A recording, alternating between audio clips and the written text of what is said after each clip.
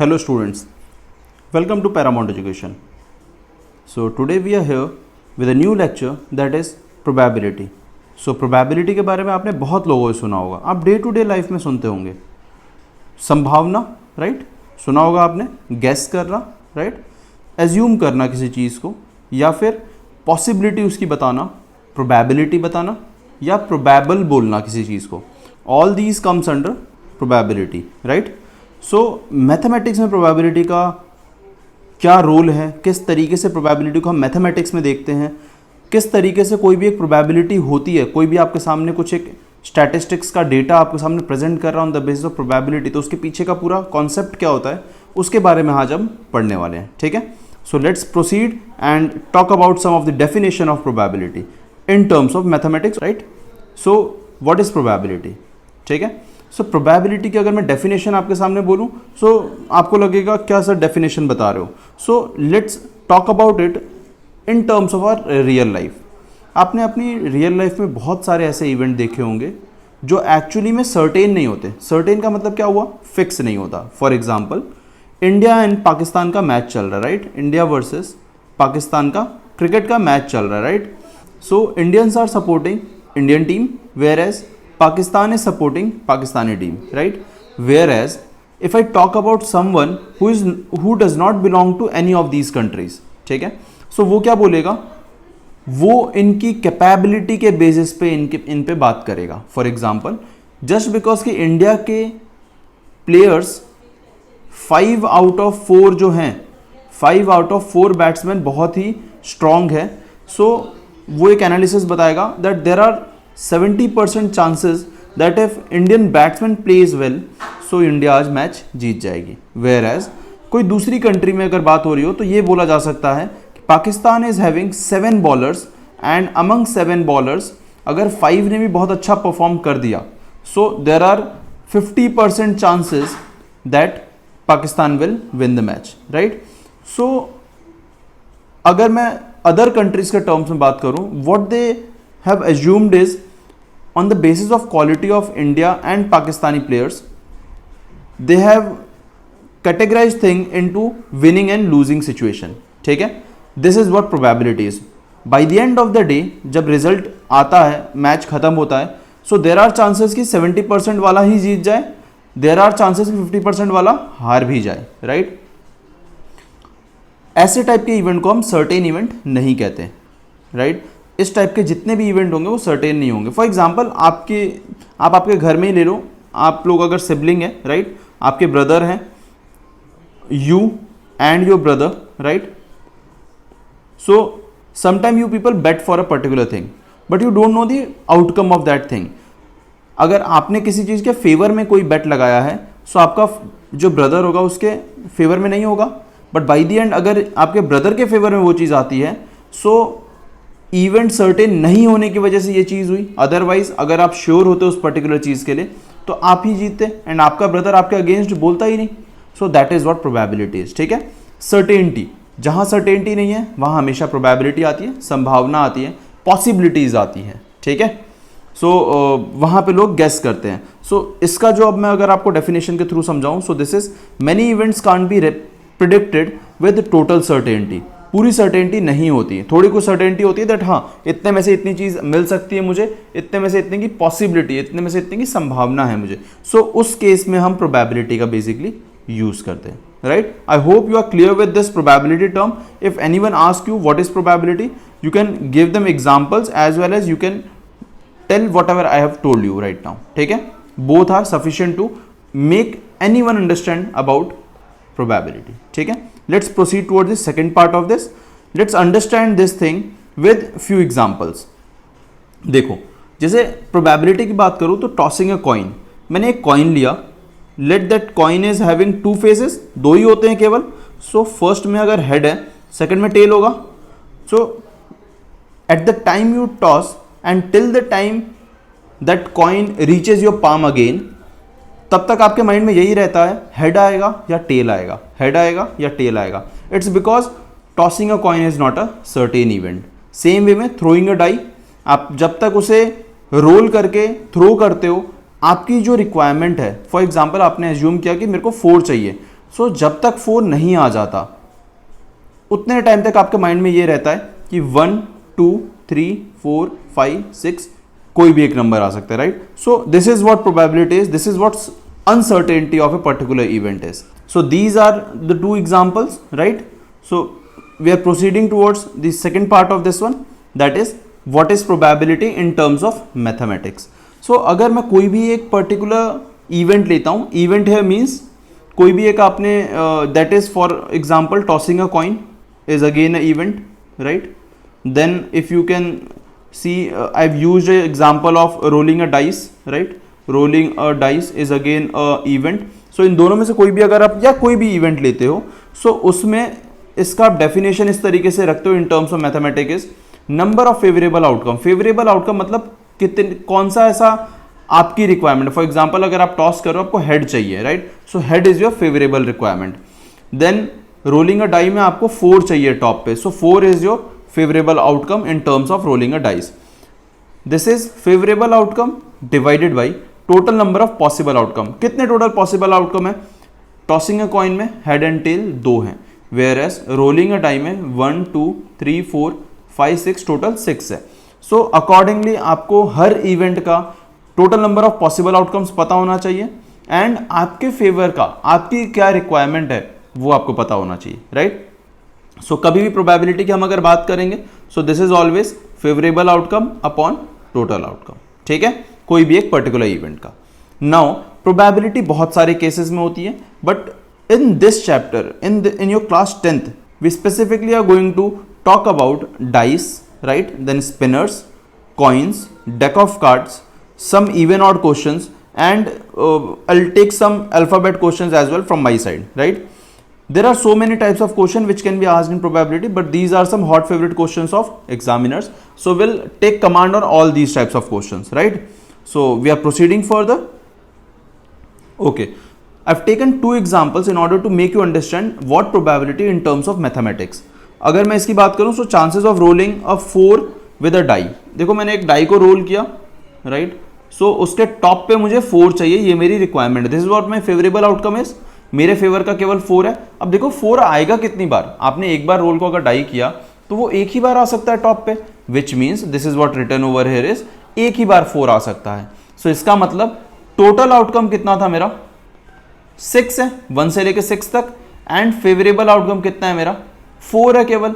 Now I am not going to write 4 over here, नहीं 4 नहीं लिखूंगा, ये 4 तो एक ही बार आ सकता है ना, सो दैट्स वाई 1 लिखूंगा मैं यहाँ पे. सो जो आउटकम है वो नहीं लिखना है, कितने नंबर ऑफ आउटकम्स है आपके फेवर के वो लिखना है न्यूमरेटर में, right? So probability of this event that is for example 1 is 1/6. Now if I take the example of this one, मेरे पास 5 मार्बल है जिसमें से 4 ब्लू है एंड 1 रेड है. 5 marble, 4 blue and 1 red, right? अगर मेरे पास ये वाला केस है, सो इसमें मुझे ब्लू मार्बल चाहिए. देखो ब्लू मार्बल टोटल कितने हैं, 4 है, आउट ऑफ कितने हैं, 5 है. सो this is probability of this event is, total outcome कितने हैं. बैग में अगर आप आपका हैंड इंसर्ट करके अगर पिक करना चाहोगे एक मार्बल को, सो टोटल पॉसिबल आउटकम अंदर आपको कितने मिलेंगे, 5 मिलेंगे. बट उसमें से आपकी रिक्वायरमेंट कितनी है, दैट इज ब्लू मार्बल की. So if you pick a red marble you will drop it again, right? उसको आप ड्रॉप कर दोगे. So which means your favorable outcome is 4 marble and total number of blue marbles is 4. So that is why probability of this event is 4/5, right? I hope I made myself clear till this point. We are proceeding forward for the next type. Here is the next type of this, that is representing probability on a particular line. देखो इस line को मैंने 0 से लेकर के 1 ने divide किया है. What does that mean? इसका मतलब ये होता है कि कोई भी एक इवेंट होता है, कोई भी प्रोबेबिलिटी का इवेंट होगा, उसके सारे इवेंट्स, उसके अंदर जितनी भी चीज़ें आपने की हैं, उन सब का जो न्यूमेरिकल वैल्यू होगी that will be greater than equal to 0 and it is less than equal to 1. ये इसके बाहर नहीं जाता है. मैं आपको फॉर एग्जांपल समझाऊंगा अभी एक क्वेश्चन में कि किस तरीके से इस चीज़ों को देखा जाता है. सो अगर कभी भी कोई इवेंट ऐसा है, for example India, right, and New Zealand का क्रिकेट का मैच है, and someone came into my house and he told me आज वेस्ट इंडीज जीतेगा. So is it a logical thing, possible है क्या ये, नहीं ना. So it means the probability of winning West Indies is 0%. This is what impossible event is. ऐसा कोई event जो एक्चुअली में पर्टिकुलर गिवन इवेंट में है ही नहीं, एग्जिस्ट ही नहीं करता, that means it comes under impossible event, right. Now अब एक ऐसा कोई सिनेरियो है जिसमें एक ही पॉसिबिलिटी है, right. Possibility of particular thing जो है वो 1 ही है, राइट. एंड आपकी भी जो फेवरेबल आउटकम है वो भी आपका 1 ही है. सो इट मीन्स जब कभी भी इस टाइप का केस होगा वो हमेशा सर्टेन इवेंट होता है. सर्टेन इवेंट मतलब फिक्स इवेंट, ये तो होगा ही. For example we have learned about natural numbers, right. मैं ऐसा बोलता हूं what is the probability that 1 is a natural number. It's 100%, it's certain, it has to be a natural number because the range of natural number starts from 1 and ends to infinity. So इस type के जब भी event होंगे सो वो हमारे certain event होते हैं. Apart from that इसे 3 और क्राइटेरिया में किया गया. फॉर एग्जांपल इसको मैं आपको हेड और टेल के एग्जांपल समझाता हूँ, राइट. एक कॉइन है, उसमें हेड और टेल 2 की पॉसिबिलिटी है. मेरा फेवरेबल आउटकम हेड है, so the probability of getting head is 1/2 over है. ठीक है, अभी तक आपको समझ में आ गया होगा क्यों 1/2 है. सो 1/2 है, इसका मतलब रेस्ट जो मेरा जो पॉसिबिलिटी है दैट इज टेल के आने की पॉसिबिलिटी कितनी है, उसकी भी 1/2 है. इसका मतलब 50-50% इवेंट है, राइट. सो इस टाइप के इवेंट जब भी होंगे उसे हम कहते हैं इक्वली लाइकली इवेंट. उस टाइप के जब कभी भी इवेंट होंगे जिसमें 50-50% का रेशियो होगा that is always equally likely event, equally likely event, right. Apart from that अगर कोई किसी की प्रोबेबिलिटी 1/4 आती है सो दैट इज एक्चुअली 0.25 और 25%, which is not very likely. The reason behind it is more inclined towards this impossible event. ठीक है, so that is why it is not more likely, not very likely. Apart from that, when the probability you got is near about 3/4 or 75%, then in that case it is somewhat likely. The reason behind it is more inclined towards a certain event. ठीक है, so this is what the representation of probability on a line, ताकि आपको समझ आ सके इतने type की possibilities होती हैं, इतने टाइप की प्रोबेबिलिटीज होती हैं जिसे हम अकॉर्डिंगली मेजर करते हैं. जो मेन इंपॉर्टेंट चीज है, this is first, this is your important part, second and third. ये 3 चीजें बहुत इंपॉर्टेंट है, impossible, equally likely and certain event. ठीक है, we are proceeding further. Okay, so जैसे मैंने आपको बताया कि कोई भी इवेंट होता है सो उसके अंदर की जितनी भी पॉसिबिलिटीज होती है, राइट, सो सबका सम करूंगा अगर मैं, so that has to be 1, right. So इसका मतलब let us assume head and tail का ही मैं एग्जांपल ले रहा हूं यहां पे अगेन, ताकि आपकी अंडरस्टैंडिंग बेटर हो पाए. सो प्रोबेबिलिटी ऑफ गेटिंग हेड क्या था मेरा, 1/2. सो probability of not getting head कितना होगा, दैट इज अगेन 1/2. बिकॉज देखो जो टेल के आने की पॉसिबिलिटी होगी वही तो हेड नहीं आने की पॉसिबिलिटी होगी. ओके, सो अगर मेरे को ये पता चल गया कि probability of getting head is 1/2, probability of not getting head is 1/2. सो देखो इसे अगर मैं आपको इस तरीके से समझाऊं कि अगर मैं ऐसे देखता हूं एक इवेंट में 2 ही इवेंट दे, या तो हेड आएगा या तो हेड नहीं आएगा, राइट. तो अगर मैं दोनों का एडिशन करता हूं, अगर इस इवेंट को टोटली ऐड करता हूं, जो भी इवेंट्स हमारे इसमें पॉसिबल हैं, सो इनको ऐड किया मैंने, सो this is 1/2 plus 1/2, which means कोई भी एक प्रोबेबिलिटी जो होगी उसका फाइनल इवेंट जो होगा that can not exceed 1, right, and then that can not be less than 1. That means कोई भी एक इवेंट होगा सो उसकी प्रोबेबिलिटी हमेशा 1 होगी. सो अगर उस इवेंट के अंदर 2 पॉसिबिलिटीज है सो उन दोनों का सम 1 होगा. अगर उसके अंदर 5 पॉसिबिलिटीज है तो सबका सम 1 होगा. उसके अंदर 10 है तो सबका सम 1 होगा. मतलब क्यूमुलेटिव हमेशा 1 आना चाहिए. इसका मतलब probability of getting a event plus probability of not getting a event is always 1, right. ये मैंने आपको समझाने के लिए यहाँ पे लिखा है. ठीक है, सो इसी के बेस पे कुछ क्वेश्चंस हैं जो हम अभी सॉल्व करेंगे ताकि आपको एक आइडिया आ जाए what I am talking about, what all this theory is about. ठीक है, but before proceeding towards that एक और छोटी सी चीज मैं आपको जो समझाना चाहता हूं. जैसे मैंने आपको बताया था कि कोई भी एक इवेंट होगा तो उसके टोटल नंबर ऑफ आउटकम्स देखे जाते हैं. ठीक है, सो this is what sample space is, total number of events is. इसमें से मेरे फेवर की जो चीज होती है that is what this A part shows. ये मेरे फेवर की चीज़ है। बट ऐसा भी तो पॉसिबल है ना कि उसमें मेरे फेवर की चीज़ ना हो। सो मेरे फेवर की चीज़ जो नहीं है that is what A dash represent, right. So sample space is nothing but A plus A bar and A plus A bar is nothing but 1 only, ठीक है। I hope I made myself clear till this point. So we are proceeding towards the question which are based on this type. Okay, so the first question says two players Sangeeta and Reshma, दो player हैं संगीता और Reshma, right. Sangeeta और रेशमा जो player है इसमें से बता रहा है it is known that the probability of Sangeeta winning the match, probability of winning by Sangeeta is 0.62, ठीक है। देखो इसमें अगेन मैं आपको ये चीज समझाना चाहूंगा, अगर संगीता जीत रही है 0.62 टाइम्स तो उसके हारने की भी तो कुछ पॉसिबिलिटी होगी, राइट, वरना तो ये 1 होता। सो इसका मतलब probability of losing Sangeeta match is something, right. So this is probability of winning plus probability of not winning has to be 1। इसका मतलब probability of not winning by Sangeeta is equal to 1 minus probability of winning by Sangeeta. So 1 minus 0.62, this is 0.38, right. अब आप बोलोगे sir ये आपने not winning by Sangeeta निकाला है, उसमें probability of winning by Reshma पूछा गया है। प्लीज थोड़ा सा एक बार इस पे सोचिए कि अगर संगीता यहां पे हार गई है 38.38 टाइम, अगर संगीता के हारने की प्रोबेबिलिटी यहां पे 0.38 है, सो जब वो हारेगी तो ही तो संगीता जीतेगी, बिकॉज इस गेम में टोटल 2 ही तो प्लेयर हैं, Sangeeta and Reshma. So probability of losing by Sangeeta is nothing but probability of winning by Reshma, and that is nothing but 0.38, right? So we are proceeding further. Okay, here is the question.